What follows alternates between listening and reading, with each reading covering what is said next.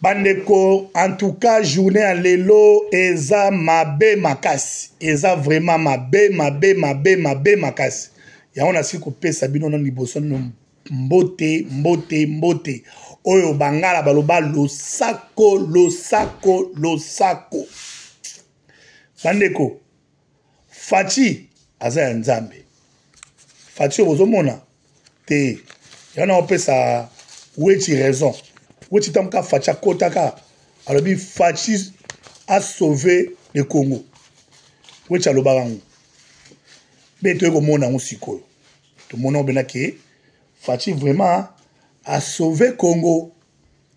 Congo vraiment n'est pas kende na ngoko. Congo elingaki ekende. Fachi, mon grand frère Rangers, Ozali pionnier ya ba combattant numéro 00. Au pendant que combattant ya 2h du matin. Donc yo bunda. Au bunda depuis Belgique, babili les ali. Nane ngozo bunda na ba soda et monana. Te complicité o elekaki. Na auto landa ngo siko epa ya Kalonji TV. Te Tobiki.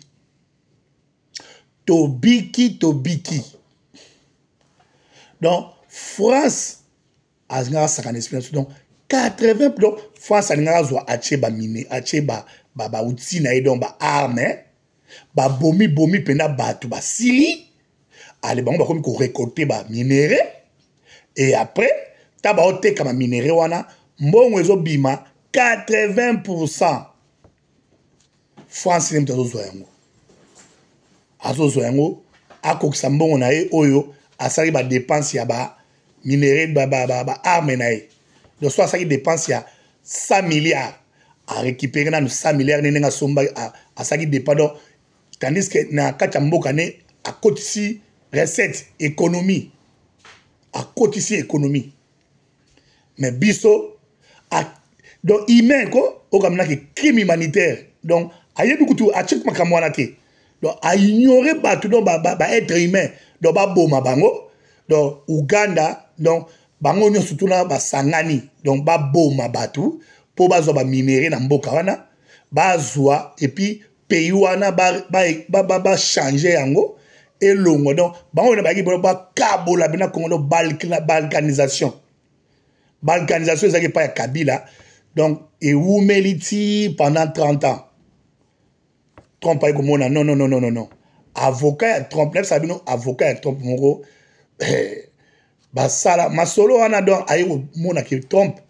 sauver Congo parce que France azozwa toujours mbongo ya ba africain tala Poutine nga telemelie a komisko kozwa biloko et puis oye barake tala ba coréen loso ba koma munoko parce que ba bomba réserve oka ba réserve pena oyo pena ya ba bomba pena ba réserve oyo ba bombi ya ba minerai oyo ya ba coltan ba uranium ba calcium donc ba bomba pendant 35 ans donc mutateka ki ba minerai wana ezali Katumbi donc marambi avion ba américain ba kufaka ba pilote américain ba kufa ba bomba ba encore mais pilote a kufi mais ba passager misusu ba bika mais kaka moko mutakufa ba benga katumba mwake donc mutare na kata nini wana donc gouverneur ya Goma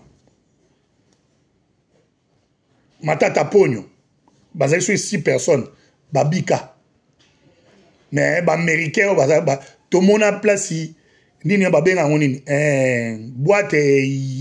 boîte électronique bimate. Vous comprenez? Boîte et bimaté. Boîte avec ziki, mais tout comme on n'a jamais boîte. Boîte électronique, on a bien boîte et bimaté.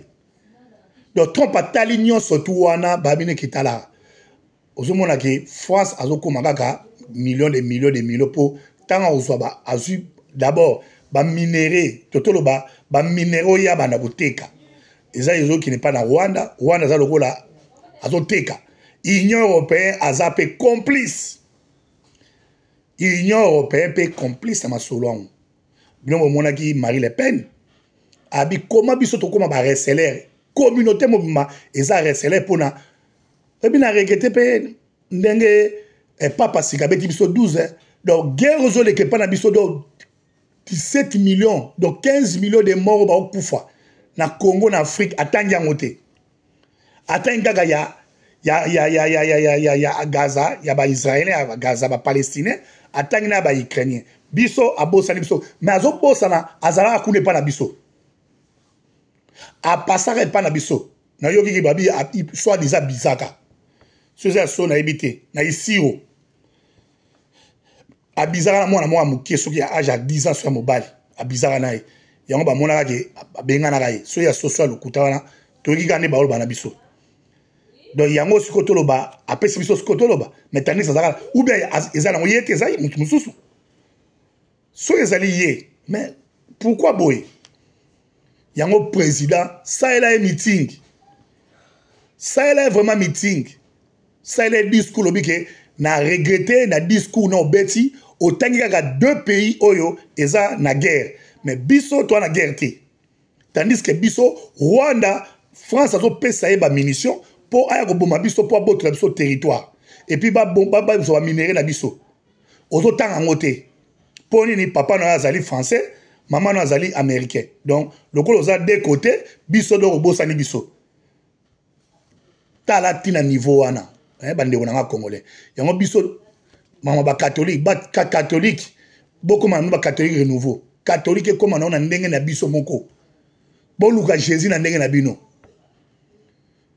yogi beaucoup mabena catholique renouveau catholique à Vatican et catholique renouveau donc église des chrétiens catholiques du Congo église des chrétiens catholiques du Congo to dépend de la catholique oya bango bobenga bobo yango bokenda sukuna te bosi bango bi église ya bino Vatican to ebia église catholique biso c'est l'église catholique ya biso ba chrétiens du Congo oya ya Congo biso tozo penser na Jésus Christ tozo ba oyo ba talent Jésus qui sera bengi aux la prophète so Jésus sa bengo me ko banga nzambe ko la Jésus Christ na bo solo ko bama mutute ko yiba mutute ko sala ko bote ko yiba eloko ko tonga mutute ba biloko nyoso tuana chrétiens les chrétiens église des chrétiens catholiques au Congo les chrétiens catholiques au Congo biso moko donc to dépend de sous na Vatican te so Vatican linya lo ko bandimi na bandimi so catholique to komi ya Congo baloli match bon mon église absolument tonda to boy catholique to bino o reconnaître biso te tango to timu kolo yo longwa il faut que pese pe punition comment yo koti o yebi biso la guerre yebi te que papa lo ba yebi bolongo la mena kata Congo yo yebi ngo te papa hein Léon, il y a solo en apenda, au Bosani Congo, au Bosani vraiment Congo, Koloba, pour la guerre ya Congo, République démocratique du Congo, Batuazo Koufa, plus de 10 millions de morts, Osa au courant, hein? Et puis mon colo, oh, Facha Yakanak Vatican, oh, Batike la gaye, nini, et Bonga Fanda. Yonde Moututa, Ozo Simba, un pape, oh, Autoro Koufa. Aussi ma François non botika ye yende moto azali promesse nzamba tindi ye obosani tuwana obosani yepe ba kaliko ba porter ba yaki na Vatican ya ba message na yo bosani lelo na message na liboso o reconnaître bisoté papa o reconnaître bisoté et ça linga pas simoko et on a dit que président betele discours que tozo dépend de sous la Vatican tozo ça la église des chrétiens catholiques du Congo chrétiens de l'église chrétien catholique du Congo et si to sali ya biso moto ba dépend de biso moto luki mo konjina biso président ce ko dépend de biso na Congo to dépend en Afrique to mo dépend to samba na biso moko tout le monde sait biso motamba autour to to révolté le cas ba protester ba to révolté to za tina to bi to pesi to bine le yo première fois ou reconnaître bisoté bon reconnaître bisoto bon PCP mbolo non etali bisote makamaki catholique kuna etali su bisote to dépendre na pape wana te to église catholique na biso dépendre na biso moko il faut tous biso en charge prenez-vous en charge les catholiques prenez-vous en charge les catholiques hein, prenez-vous à babosani bino babika guerre za mibale guerre Ukraine na oya agression ya ba palestinien pona ne bakanga ba otage mais Congo bato aza ko kufa ba déplacer des guerres bozo mona ngote ah pona nini boyoko pona nini ko sala injustice aboye eza vraiment injustice monene hein eza injustice monene Congo vraiment il y a la guerre donc monde entier pape polo batam magama Congo il faut pesa mitingo no bi en tout cas nazo senga pe na Congo République démocratique de en Afrique na fandara na mboka na ba tel date na yebi mboko ba benga na ici au place oyo ba guerre za na est kuna na yebi nazo senga cette fois-ci il faut kimia ezala lokola Trump asengi ke ba sala ba corps ke pe ou lengwa Rwanda bima na mabela Congo Rwanda longola mabelelo na Congo et pono lo babongo ka pasi ah pas pour Léon Robert naza bena na souci yango moni na osenga bena ba chrétien catholique bo revendiquer ba yebi binoté ba yebi ba kufila mboka na binoté bino pe bo pesa pape punition lokolo reconnaître bisoté biso be to reconnaître binoté botika bango ki Vatican na bango botika bango ki catholique na bango bosala catholique na bino oyo ya ba chrétien boye ba kubanga kaka nzambe boye bobanga Jésus Christ bolanda lignage Jésus Christ ndenge bakanza zalaki na anuarité bolanda na bosembo kofinga mutu te koyiba mutu te kosala pe kobo te ekobo soki ezoya okimi yango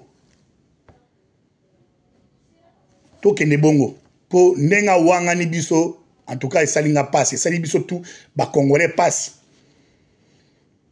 esali biso bakongolais pasi premier vraiment oyo komi pape to biso o reconnaître biso te République démocratique du Congo donc rapport à ma ping et loba soki combien de millions de morts tozo continue ko zatwa ba lelo M20 tozo continue ko boma bato bakangi mboka na biso deux fois donc ça passe na longo na wana et puis nazo senga na président Fachi président ozomona ke na mona ki liste mo yaki ya ndeko na biso ma journaliste na otila mito kolanda ye bato baza na pouvoir sikoyo baza bakabili moyen kutu des chambres fanda pour et déclencher guerre to bunana ezate ndeka wazale na osala wana to continuer ka bongo parce que ndenge za na président supprimer destituer Sénat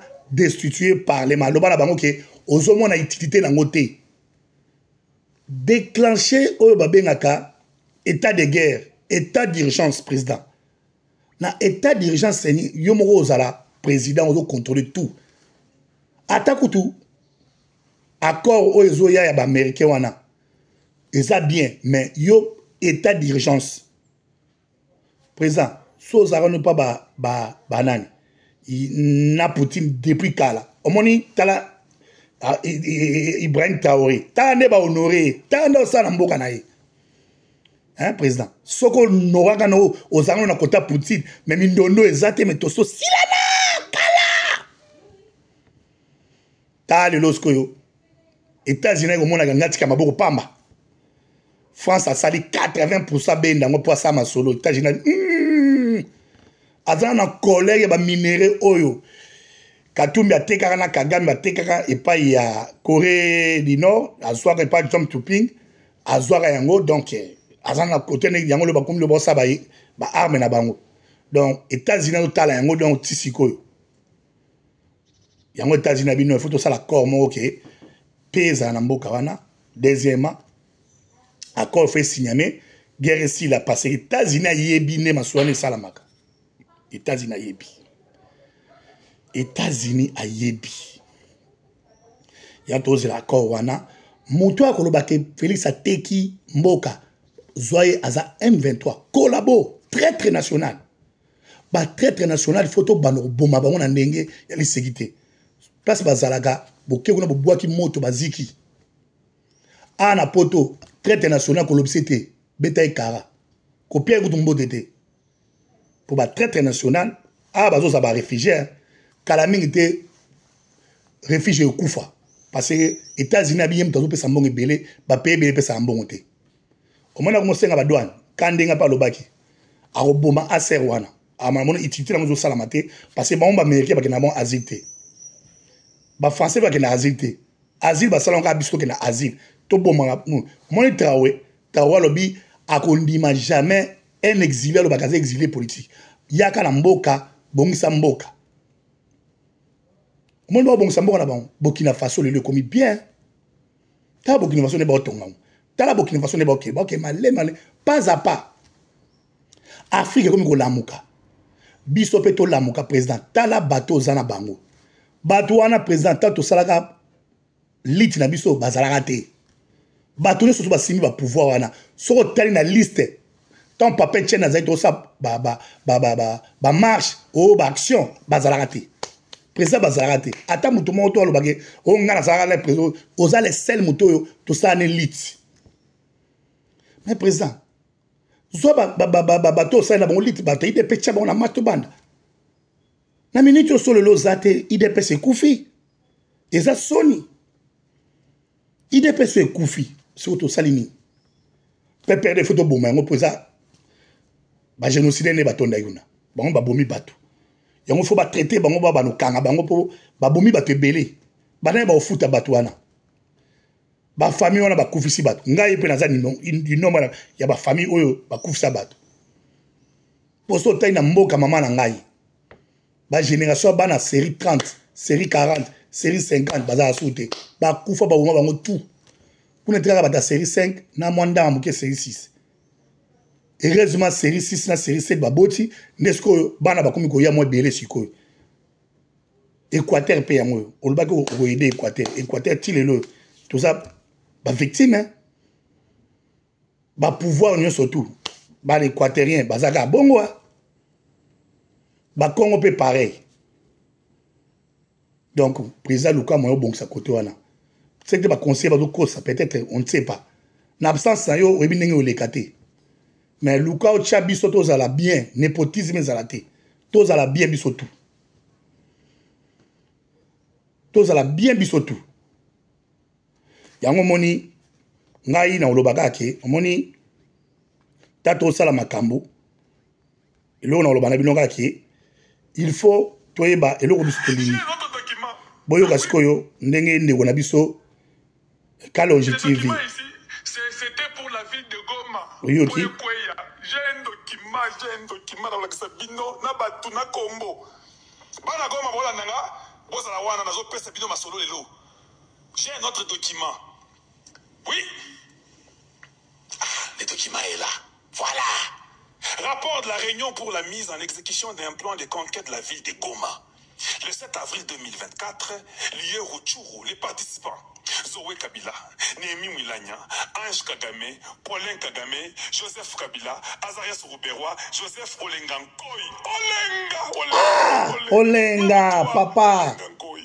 Petit frère dans la Belgique, on a comment le monoko. Jean-Jacques Mamba, Yori Museveni, Sultan Makenga, Bertrand Bissimoa, Laurence Kanyuka. Olenga, même vous là, même vous, bata vous-même, même Olenga. Ah, trop. Aujourd'hui, hein, serrez vos ceintures, hein. Les noms sont en train de sauter. Oui, ton nom peut se retrouver là-bas. Oui, quand vous êtes un média sérieux, quand vous dites des choses qui sont vérité, tout le monde vient écouter et prête attention. La crédibilité. Vous connaissez les 170 médias là qui ont été payés. Oui, j'ai aussi la liste de tous ces 170 là. Oui. Donc, bazo peso moko po mbongo po trahir. Traître, traître, soit disant lobeli ya mboka ba journaliste. Ils sont d'accord du sang du Congo. Bazo boma batu, makila batu na mutu na yo. Ma trop. Je continue. Je continue seulement. Maintenant, Sultan Makenga, Bertrand Bissimo, Laurence Kanyoka, Christophe Baseane Nanga, Francine Muyumba, Célestin Bala, c'est solo. Hey, Salomon Idi Kalonda, Della, Dani Banza Maloba, Fortina Bisselel, oh Zambe, Fortina, Zambe Bisselel. Vous voilà, il y a solo. François Beya, lui aussi, oh mon Dieu, ça c'est compliqué. Hein? Ah, trop. Banda, John Numbi, Amis Gabriel Kumba, Willy Ngoma, Franck Boamunda Ntoumba. Rapport de la Réunion pour la mise en exécution d'un plan de conquête de la ville de Goma. Groupe associé dans l'opération. Yoka. Yoka ba groupe. Tuiraneo, FPRPI, FPIC, Chini Yakilima 1, Chini Yakilima 2, FPDC, Mouvement Article 64, Katanga Uni, Katanga Nietu, ACN Kianda Ira, Wazalendo Bus, Casque Bleu, Intervention Spéciale, M23, FDLR, Boulongo Niboatutsi. Hein? Ordre du jour. Présentation du plan de conquête, discussion et clarification des objectifs, attribution des responsabilités, planification des étapes et des ressources nécessaires, évaluation des risques et des mesures de sécurité, établissement d'un calendrier de mise en œuvre. Présentation du plan. Boyoka Sikoyo, Bino Bolobi, Tshisekedi, tu manges l'argent du Kanga. Boyoka plan, Boyoka. Boyoka Bino Moba, comment? Boyoka une mission à Kosaganate. Boyoka. Ça c'est Christian Makata, merci pour le 9.9. Makaba, merci beaucoup. Bolanda. Je vais lire. Présentation du plan de conquête. La réunion a été organisée pour discuter de la mise en exécution d'un plan d'assaut. Les participants présents comprenaient liste des participants. Chacun jouait un rôle clé dans la réalisation du plan. Le plan d'assaut a été présenté en détail, mettant en évidence les objectifs stratégiques et tactiques à atteindre. Les participants ont eu l'occasion de poser des questions et de demander des clarifications sur les différentes étapes du plan. Une attention particulière a été accordée à l'attribution des responsabilités. Chaque membre de l'équipe s'est vu confier des tâches spécifiques en fonction de ses compétences et de son champ d'expertise. Des délais clairs ont été fixés pour chaque tâche afin de garantir une coordination efficace. La planification des étapes et des ressources nécessaires a été discutée en détail. Les participants ont identifié les ressources clés nécessaires à la mise en œuvre réunie du plan, telles que les personnels, les équipements et les approvisionnements. Les mesures ont été prises pour s'assurer que ces ressources seraient disponibles en temps voulu. Discussion et clarification des objectifs. Cette opération a pour objectif de prendre possession de et le contrôle de la ville de Goma afin de soutenir et de consolider les objectifs et les ambitions du AFC M23 et de leurs alliés. Cela permettra également de respecter les accords signés avec différents partenaires concernant l'exploitation des ressources naturelles de la province du Nord Kivu, en particulier la ville de Goma, selon ces accords 80%. Selon ces accords, 80% du pyrochlore, et du coltan seront revenus au gouvernement français via le 80% du pyrochlore et du coltan seront revenus au gouvernement français via le Rwanda, tandis que les 20% restants seront partagés entre les autres intervenants et partenaires internationaux. Cette démarche vise également à honorer les contrats conclus avec les partenaires canadiens, australiens, suisses, qatariens, anglais et italiens concernant la cession du coltan, de la cassiterite et de l'or. Jusqu'à présent, 90% de ces ressources ont été attribuées à ces partenaires, tandis que les 10% restants sont réservés à l'Ouganda, au Kenya, au Rwanda et à l'Angola. Hey. Mawa. Tu me la maille. Tu me la maille, pardon. Pardon, mais la maille, pardon. Estomac. Mawa trop. Il faut boire de l'eau. 80% pour les Français. Pour me la maille, ça la glaçon la katia. Pour peine ça la saille la motema. Il a les documents. Oh, escroquerie, donc. Cabacanisation systématique au Yodon Marato. Tous les rebelles déposent les armes, mais tout le monde quitte le Congo. Passi, la motema, passi. Quelqu'un m'a promis de me donner les documents. document qui est Passi. signé en face de Trump. Passi. Je vais vous les lire. Eza Kalonji TV. Eza passi. Passi vraiment. Hein? Donc, en tout cas, Eza passi. Hein? Bota la complicité. Bota la complicité au Nengezali. Hein? Complicité pina boye vraiment. Hein? Bozu pays bokanga en otage. Est-ce que c'est normal ça? Hein? Makambo vraiment ça normal. Hein? Makambo ça normal te? Est ça normal? Est ça normal te? Hein?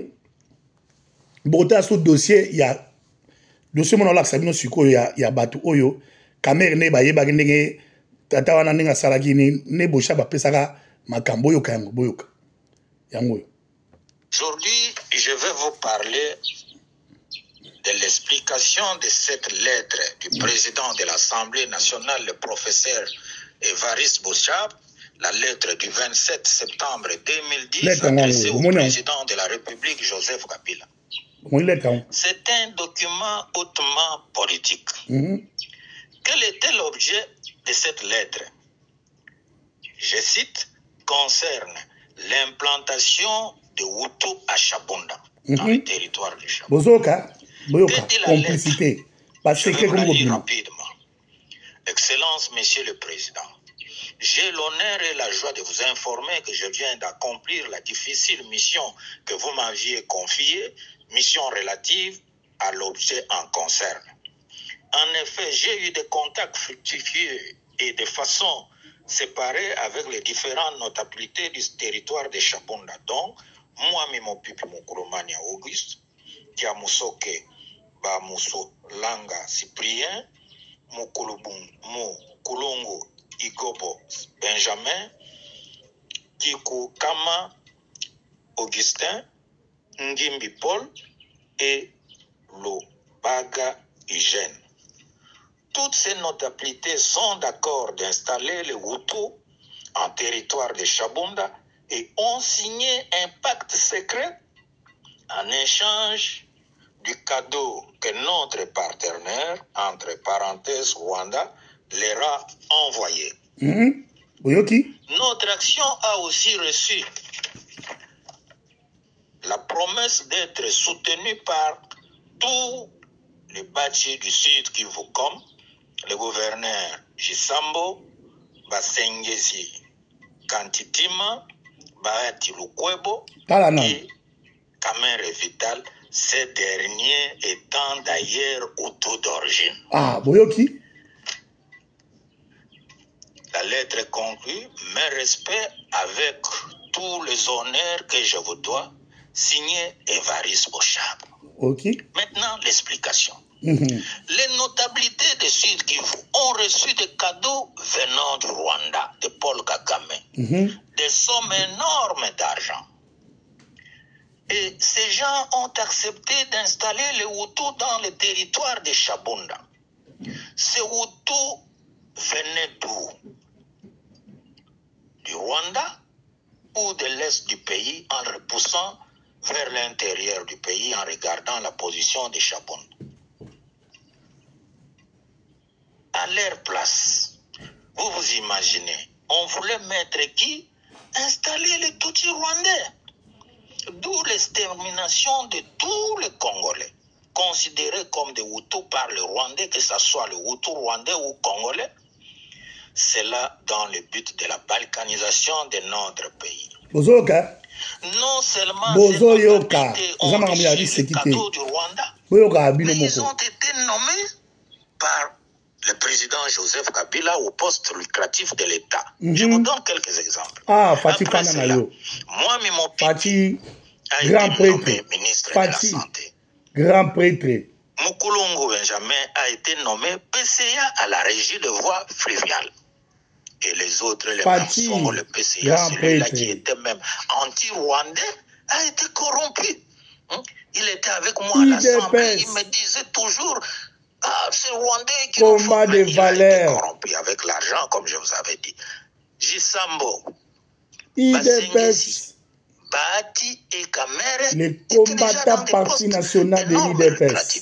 Vous voyez comment le régime de Joseph le Kabila, guerrier victorieux du pouvoir de l'IDPS, ont mis la corruption dans notre pays, dans les chefs conservateurs de l'IDPS.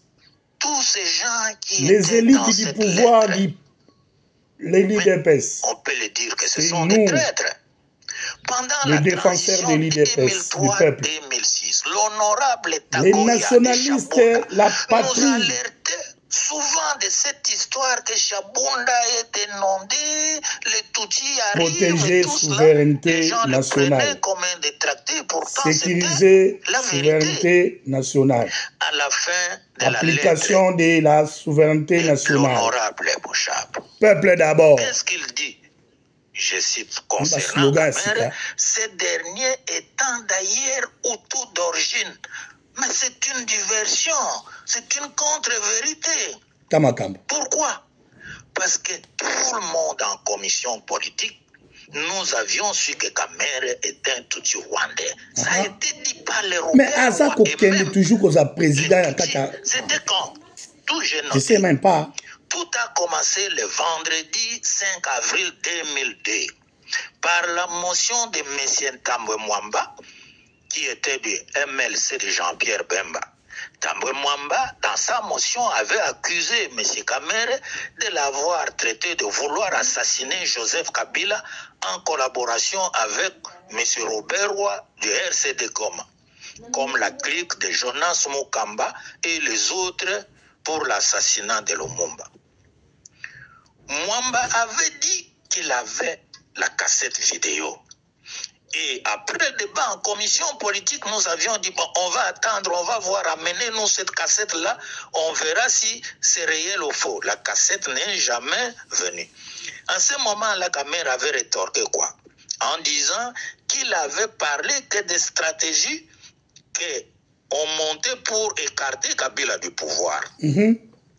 La suite de tout cela, les RDC, le rebelle, avaient attaqué farouchement Kamere en disant ceci que Kamere, votre maman c'est une Tutsi rwandaise, c'est Tambwe Mwamba qui vous avez payé les Minerval au campus. Pourquoi aujourd'hui vous êtes en train de nous insulter?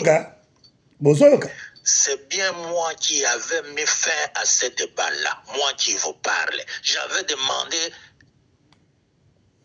la parole au président de notre commission, son Excellence Moustapha Niasse, et j'avais dit ceci: nous sommes venus ici pour parler de problèmes politiques, mais pas vos problèmes familiales. C'est ce jour-là, je crois que la maman de Kamere était morte, ou était malade, parce qu'on nous avait parlé de ça, je crois, de la mort.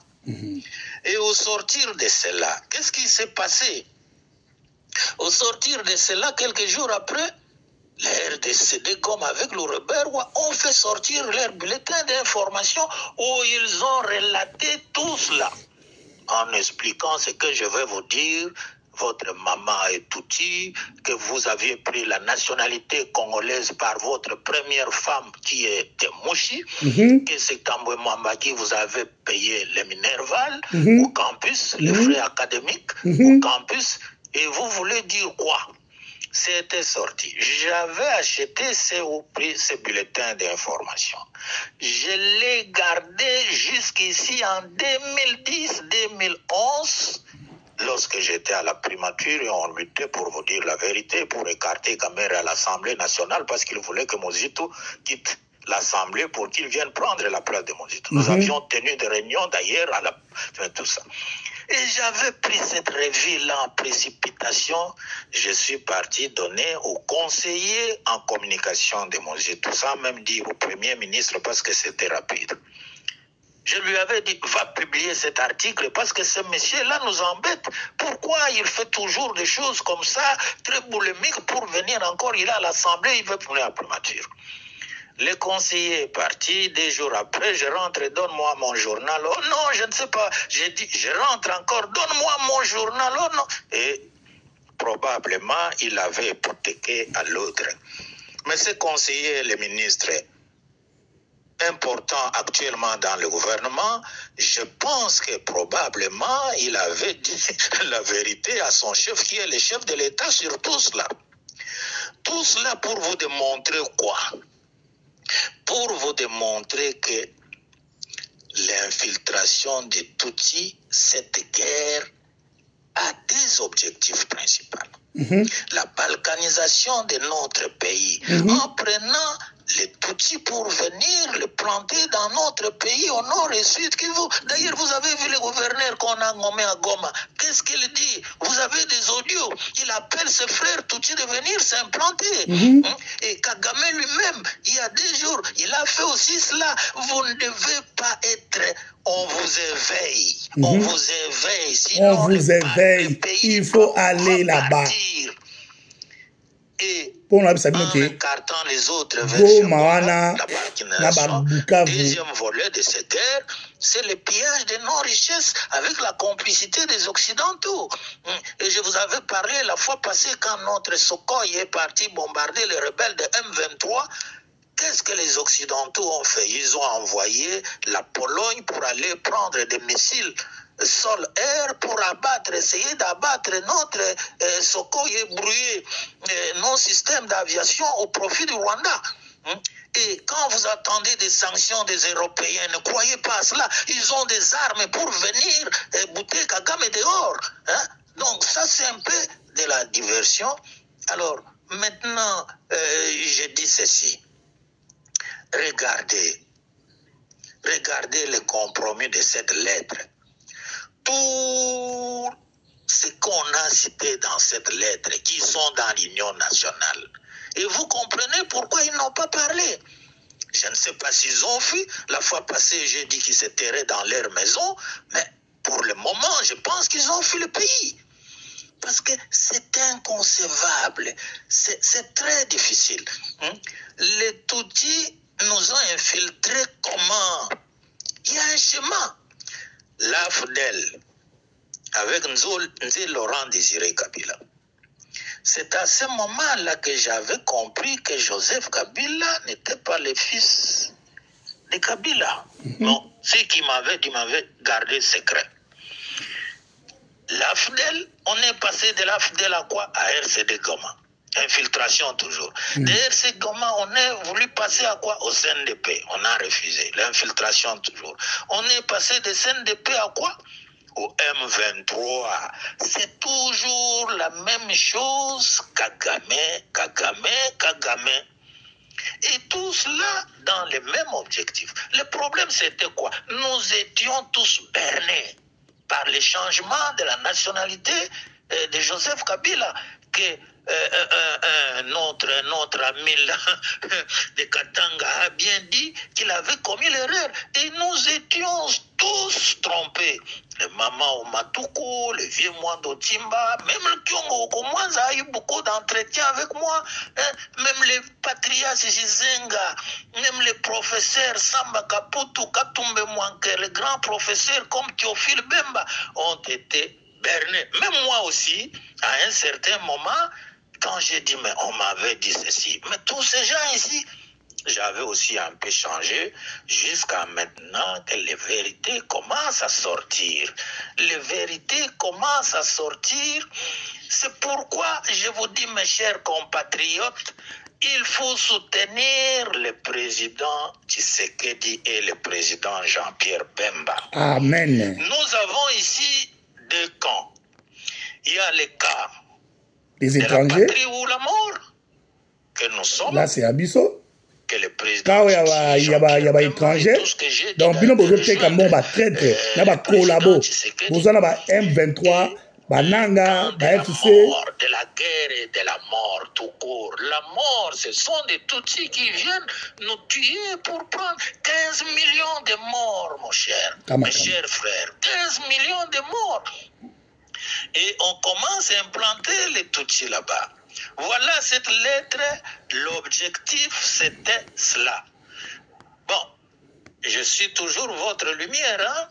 Il y a beaucoup de choses à dire dans ce pays. Je vous éveille, les jeunes, les politiques, et tout cela. La vérité, la vérité avec des documents concrets. Ah. Donc, où notre pays va partir, où on suit ces gens-là que je viens de citer pour essayer un peu de lutter. Je ne veux pas m'éterniser, il y a beaucoup de choses. Nos amis les Tutsis, nous ne sommes pas contre tous les Tutsis, mais les politiques là qui nous embêtent, qui veulent prendre notre pays. Là, c'est pas bon. À Sun City, j'avais dit au RCD Goma, en commission politique, j'ai dit Robert Roy, si vous êtes des vrais Congolais, pourquoi vous voulez toujours ce côté de Miniembo et de quoi? Venez chez moi là, à Idiofa, il y a de l'espace, vous allez rester là-bas, si vous êtes des vrais Congolais. Ah! Regardez ce qui arrive à Idiofa. Vous quittez Idiofa, plus de 40 kilomètres. Un autre frère qu'on croyait le nôtre, pourtant il est Tutsi, il a vendu tous ces hectares de terre, presque 40 kilomètres, à qui? À un Américain, Jorgen, qui est pro-Tutsi, pour en faire quoi? Non. Si Président, il faut te bander la Constitution. Tous les terres appartiennent à nationaliser. Nationaliser tous les terres. Avant chef coutumier à Kamabele, il faut à tout le peuple. Et les kakanaba élection. Olingi oui ou bien non? Nous avons vu ça en France avec le frère de Mitterrand, avec Jacques Perrin. Mais les délits d'initiés est puni de haute trahison. Un président qui connaît qu'à cet endroit, il y a du pétrole, il y a du gaz et tout ça, il va acheter tout cela pour son compte. Mais c'est quoi? C'est le délit d'initié. Ça, on ne peut pas souhaiter cela. Ce n'est pas bon. Il y a des choses qu'il faut faire dans ce pays-ci. Sinon, je vous le dis, mes chers frères, notre patrie va partir, nos terres vont partir et nos enfants vont regretter. Regardez ce qui se passe à l'est du pays. Est-ce que vous avez les rideaux de fer sur le dos ou quoi? Certains intellectuels, certains hommes politiques, c'est vrai, ceux qui ont bénéficié dans notre pays par les Kamere, les Kabila, les Katumbi, tout ça, quand nous tenons de tels langages, ils nous prennent comme des adversaires, comme des ennemis. Mais revenez, mettez les pieds sur terre. Et croyez à la vérité historique. Merci beaucoup. C'est votre AWWG, l'honorable Awong Awong. Merci. Boyoki honorable Awong Awong. Merci Boyoki nenge alobi Boyoki mon alobi. Alobi la vérité. Ozomona. La vérité c'est belé, il faut mboka na biso, il faut to bundagaka. Président Fachi il faut qu'à tout bunda. Na otango ba province yo se to contrôler. Ah ouais. Gila Lingeti. Ba ibambongo kasi yo to. Ba mi ne ba ibambongo. Ba ni na bango. Voilà ba ibambongo. Plus de 200 millions de dollars. Ba ibambongo na lwala. Retenir en mot. Ba ibambongo fatanga bato ba ibambongo. Na ba chiffre te ba million kaka. Ba ibambongo. Olo mami ba ibambongo. Ba ibambongo. Tokene na justice. Bala ndabiso. Okatanga. La même chose. Il y a eu des problèmes. Équateur. Baïba Mbongo. Kutu wana kutu. Mbongo akotonga gouvernorat ya Mbandaka. Baïba ngwana Kinshasa basombi bandako na GB. Oyoki. Na otango ba province nyonso to contrôler. Voilà Baïba Mbongo. Nanani. Baïba Mbongo. Kasi yo tolobi to préserver ba nini na bango. Voilà Baïba Mbongo. Plus de 200 millions de dollars. Baïba Mbongo na lwala. Retenir. Amérique oyande nini? Hein? Ah, moi je vais continuer ça. C'est quoi le président Fachi? Bateau aux autres chawana. Hein? Bateau ne bayi bambongo. Il faut bazong sambongo.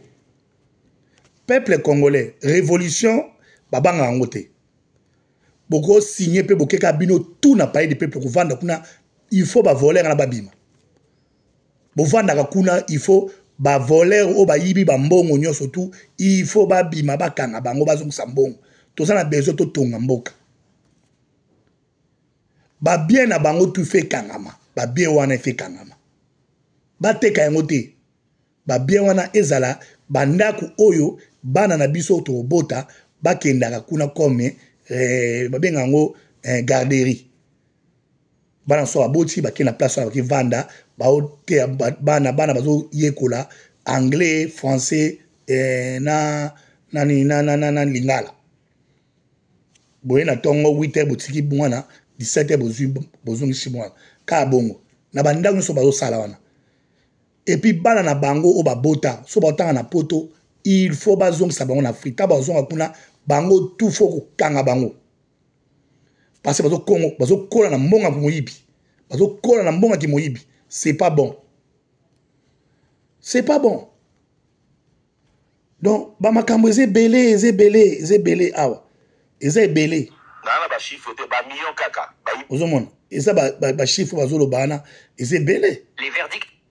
Some conflicts that are so old or not looked at as much as others that are in the world. We're working on all of them, and this was a tremendous achievement. So both did meet that deadline. We welcome, of course, those details. I recognize this is an important step towards fulfilling the commitments made in that declaration of principles. And we are going to build on the momentum and continue to work with African Union partners and both of the parties to get to an agreement that delivers a durable peace, economic prosperity, and stability in the region. Viennent de tomber. Après les vérifications de toutes les situations sur le terrain, la FIFA et l'UEFA déclarent l'arbitre Simone Marcignac. Donc, Makameze Belé, autre loba, mais pour l'instant, tant ils ont permis d'été parce que nous sommes ça et Bela. Hein? Si vous avez la binomoko, aéroport, hein? Aéroport, aéroport, botala aéroport. Neti aéroport où il y a biso à Kinshasa. Mbongo wana boko tonga ba aéroport o aéroport abandonné botandeza aéroport abandonné donc 145 territoires président Lobaki au aéroport Lodja o fachazo sa te botandenge zalaki na ndenge salami siko ba détourner ba pesa mbongo mais ba do détourner ngo o mona au aéroport Inongo o mutu asala aéroport ni ya Pascal Mongo yem tazali sénateur de Salamo Aboy yango Pascal yebena za vraiment patriote mo pena yebena abongi na place président zwa bato kwa ba Pascal wana asala na volonté na ye ana mbongo na ye moko mais a moya ibe te bato travail na bango wana a obongisa otindeka na mbandaka pona Inongo zo bongisa tinde na mbandaka za monene biso na Équateur omoni Équateur ndengana sabino ke Équateur banda kala Équateur zamboka mo talaka forêt zamba epesa oxygène bazo bénéficier na monde entier ba pesa mbongo kongola bazam taliara Équateur surtout miko pomper pétrole bamboka mususu ba Brazzaville ba Gabon ba Nigeria ezo sous pétrole pour biso to na se ba pétrole mo kite pa na biso pour biso na centre surtout pomper pour pétrole ezali mais ba pexep surtout pomper yango pour surtout pomper et au benda ba pétrole surtout ebonoye pa na biso ozomona siko ndenge biso to za mabena biso to pomper to za bénéfice bino bo perception pour ani bo zui bo tika biso to pomper yango nga présent so présent Équateur to bana pomper Équateur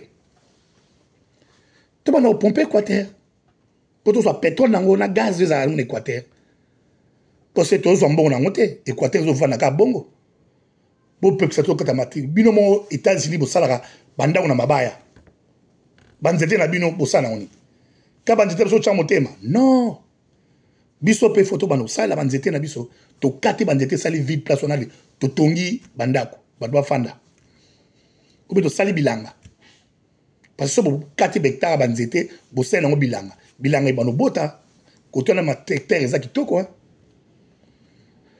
yango longa ninga loba ngwana moni Makameze Belé to lobaka pona ndenge mboke zo kende président tozana besoin au destituer parlement au destituer pour mbongo parlement na mbongo ya sénat et au sailote zo mbongo a un effort de guerre taille la guerre tout ça ce que mbongo ba infrastructure yo mo kumbela zo ba to IDP to kota to sala masolo s'il vous plaît tout ça masolo président parce que nous toujours kende toujours raté ba coup d'état toujours raté si souka jusqu'où Donc, bandeko obozo landanga, na signe na merci. Tout ça toujours ko bunda. To lembate, Congolais to zalaka ini, to zanga bomoko. Congo to zanga bomoko. Bomoko boy. Pour président Tchaki boye, mais suko président mo Tchabo bomoko. Obi na za nini mo Tchabo bomoko yali ya. Ba image na Tchaka boy. Ngam na bandaka ngo. Na sala ngo leto saki parti na nga o na sala ki ya ba fachilombiste. Moi je suis créateur nga. Nga na créateur. Moi je crée toujours. Na sala président Beta boye, président Beta boye. Oya boye kenda partout. Oya boye tikala. Bomoko, Isanga, unité, unification. Donc, peuple congolais, tout ça au Bongama, tout ça là, Américain Baya, pays à la pendant 15 ans. Normalement, tout ça, on a fait monnaie de défi 500 milliards. Tout ça, sont après 10 ans. Mbongo wana so dozu to tiango na kati ya économie ya mboka. Au Kaboli mbongo wana na 145 territoires. Au sud territoire moko, au pesca territoire moko 20 milliards, 20 milliards, 20 milliards, 20 milliards. C'est 145 territoires. Na 20 milliards wana ba peuple bazakuna. Déjà biso moko déjà toza déjà mbongo. Parce que sozo futa peuple congolais, akomi ko futa ba taxe na ko futa ba pak pouvoir d'achat na ye to mona mbongo et ozonga na kesa l'état. Mbongo ozonga na kesa l'état. Peuple congolais donc toujours utiliser commerce à bisoté. Neti makametali zandu. Zandu eza bazwi mbongo ebele zandu eza salate. Mais tant bongo azalaki zandu ezo pesa mbongo. Mais zandu fait zonga président. Les 30 jours on a besoin zandu efungwama. Zwa zandu cha zandu ezala na année. Mutu asomba mesa na $100. Na année osomba mesa na $100. Soki ocha locataire a foutre na mesa na yo et j'ala jamais $30 dikolo. Souka $30. Tia mutapesi $100 au PC mesa souka mesa somi 2 mesa esili. À cause na 4 mesa 10 mesa te. Identité moko souka na 2 mesa dans 2 places esili. Ata bat bazate mais ba somi ba mesa pendant une année. Une année ce qui va renouveler sous une année. Ba nous renouveler ce que zando wana no kotsa chaque année. Ba mesa la bosale bimi ce qui 6000 mesa wana. So béton mutué par 100. Ozomon, so tozu machine. To zoka machine hein. Parce que ngai nazo kene na machine zando wana kaka. Tozana bobi ezali 6800 mesa. Bobi ezali 6800 mesa. Tokene 6800 mesa hein. Toké 6800 mesa, 6800 mesa. Multiplié par $100. Na mesa mo $100. Ah nini suboyo. 6800 multiplié par 100 mesa. Mesa mo 100 et puis c'est combien? Et c'est puis 680 000. 680 000 les ana année moko. Wana ba mesa année moko. Si on année moko, so bobeti mesa wana ga moko, il fait foutre la taxe. To tcha lokola par jour, taxe ça lokola to tcha dans 30 jours, bo tcha ga ole izala $30, bo tcha ga maximum foutra $20. Mesa na ezo c'est la taxe ngi mutaoteka et puis ça lokola $20. Si vous bobeti $20 multiplié par 6800. Ils ont coûté ça $136 000. $136 000 na année moko. Na 136 000 plus 6 000 wana. 680 beaucoup de gens ba 800 000 déjà. Si vous ceux qui besoin déjà crédit, il y a mbongo wana. Na compter kutu ba magasin te ba magasin na compter te. Il faut bocha skoyo ba société oyo sala gardinage, ba société oyo ba no sala kuna, ba société no sala ba nettoyage. Tout est na kati. Il faut oyeba économie ya mboka ni okende. Bocha na kati. Wana yozakuta pa oyo ezaka l'état oyo a bénéficier. Si oyo batu oyo ba no te kande ba sala bénéficier ba ngona kata mbongo. Pas kende économie ya mboka tambola. Ozomona. Si on a mbongo lokola 700 donc toloba 686 plus tu as 800 000 na une année zando zo coach ça 800 000 $800 $800 so be $800 multiplié par 10 $800 na année hein na année moko uchango 800 000 uchango année moko sikoyo so tu tient 800 000 multiplié par 10 ans tu en as 8 millions de dollars 8 millions de dollars ozomona kena ibite soki mbongo azando wana eza soki ekoma 64 millions hein 64 millions ko bolandela ske immeuble nini o ba sali wana ebimi 680 millions bolandela ngoti présent normalement 8 millions et ko sa zando wana pepele 8 millions pene sa zando wana 10 millions kuta pamba et sa zando kitoko soki tembe bolongola nani nini komo nini bolongola jardin zoologie kingakati banyama nyonso kena kingakati jardin zoologie bobuka yango bobanotonga centre d'affaires bamagasin bosala bamagasin ya en gros lokwa biso ezala awa marché international bosala lokwa marché moko marché national mpona Congo botyona na Kinshasa wana donc kuna etekaka biloko ya grossiste basociété ya poto ebanoya kuna bopesi bango baplace bapavillon bokaboli mpena donc po wana mpena bokaboli yango bien bomonaka na mbongo ebanokota ka bosala zandu wana ka nde eza wana bozwi botongi yango baétage ata 4 étages bamagasin bato bazokende boka jardin ndenge ezalaka wana ndenge wane wana ti ekei kuna na kati ekoti bozona molai kote ya bamort kuna matiti eye na kote ya nini ya zo wana botongi mpo na kati botie bavide bato bayosomaka biloko na kati wana bomona eza jamais 8 millions